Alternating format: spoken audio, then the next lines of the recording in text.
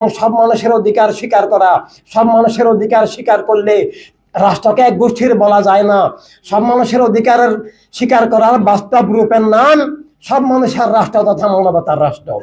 আর সেটাকে উৎখাত করার জন্য একক ধর্মের নামে ধোকার রাষ্ট্র এবং একক জাতীয়তাবাদের নামে রাষ্ট্র। বর্তমান দুনিয়ায় যে তিনটা রাজনীতি আছে, একটা ইসলাম এবং অন্যান্য ধর্মের নামে, ধর্ম রাষ্ট্রের নামে, এটা ধর্মের শিক্ষা নয়। ধর্মের রাজনীতি পৃথিবীতে একটাই, সেটার নাম মানবতার রাজনীতি। ধর্মের রাষ্ট্র ব্যবস্থা একটাই, সেটা মানবতার রাষ্ট্র।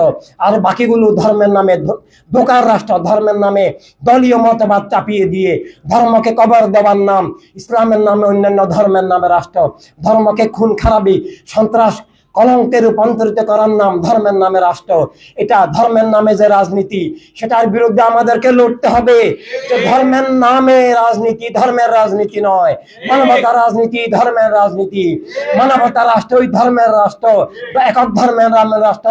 ধর্মের নামে অধর্ম, উগ্রবাদী, সন্ত্রাসী, রাষ্ট্রীয় সন্ত্রাস।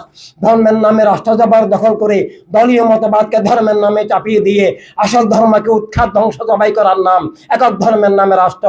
এটা ইহুদি রাষ্ট্র, রাম রাষ্ট্র, বৌদ্ধ রাষ্ট্র, কিংবা ইসলামের নামে রাষ্ট্র, তালেবান, ওয়াহাবি, সালাফিদের রাষ্ট্র, এগুলো হচ্ছে। তো এইভাবে একক ধর্মের নামে যে রাজনীতি, সেটার থেকে ধর্মকে, রাষ্ট্রকে, জীবনকে রক্ষার নাম মানবতার রাজনীতি।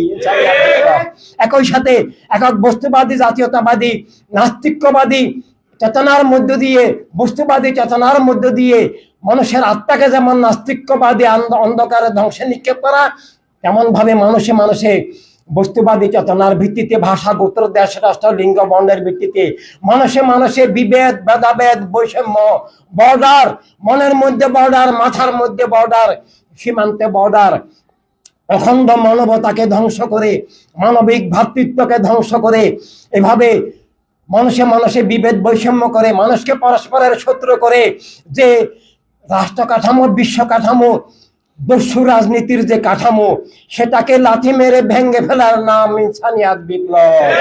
মানবতা রাজনীতির মধ্য দিয়ে মানবতা বিনাশী, মানবতা বিধ্বংসী, জীবন বিধ্বংসী, সত্যের দুশ্মন, স্রষ্টার দুশ্মন, সত্য বিরোধী, স্রষ্টা বিরোধী, রেসালাত বিরোধী, জ্ঞান বিবেক বিরোধী যে একক গোষ্ঠীবাদী স্বৈর রাজনীতি, যার চেয়ে বড় নিকৃষ্ট মিথ্যার ধারা, যার চেয়ে বড় মানবতা বিরোধী অপরাধ দুনিয়াতে আর কিছু নাই।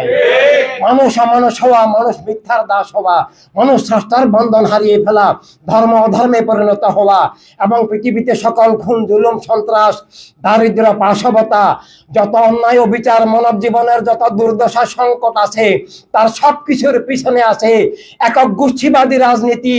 তার তিনটা শাখা, ইসলামের ছদ্মবেশী শাখা, অন্যান্য ধর্মের নামে ছদ্মবেশী শাখা, আর বস্তুবাদী জাতীয়তাবাদী শাখা। এই তিনটা শাখা এক শব্দে বলা যায় একক গোষ্ঠীর রাজনীতি। এবং ওদের একক গোষ্ঠীর এই স্বৈর রাজনীতির মধ্য দিয়ে একক গোষ্ঠীর স্বৈর রাষ্ট্র কায়েম হয়, স্বৈর দুনিয়া তৈরি হয়ে গেছে, কায়েম হয়ে গেছে। মিথ্যা এখন সব রাষ্ট্র দখল, সব মানুষকে দখল, মুসলমানদেরকে দখল, সবার আত্মাও দখল করে ফেলেছে।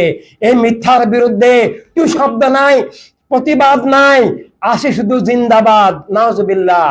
আর সেখান থেকে বেরিয়ে এই মিথ্যার বিরুদ্ধে মহাবিপ্লবী সংগ্রাম, যে আমরা মিথ্যাকে, জুলুমকে, অন্যায়কে, একক গোষ্ঠীর স্বৈর রাজনীতিকে আমরা মানি না, মানব না।